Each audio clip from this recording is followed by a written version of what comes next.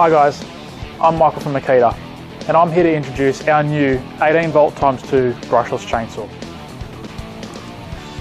These new models feature captive bar nuts and will be available in a 350mm or 400mm option.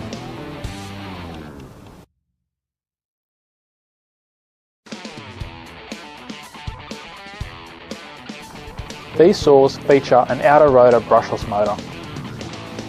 This direct drive system is extremely efficient, with power equaling that of a 30cc petrol chainsaw. These saws are very easy to start. Push the main switch and hold down the trigger. No need to pull start. The variable speed trigger gives you the same feel and control as a petrol chainsaw, but the impressive thing about this saw is the 1200 meters per minute chain speed, as well as the run time, cutting 52 150mm pine logs. There is also an oil window allowing you to check the remaining volume of chain oil, and a metal spike bumper which has good bite into your work material for greater control while cutting.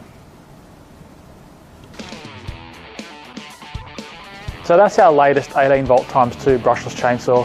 If you have any further questions, head over to our website.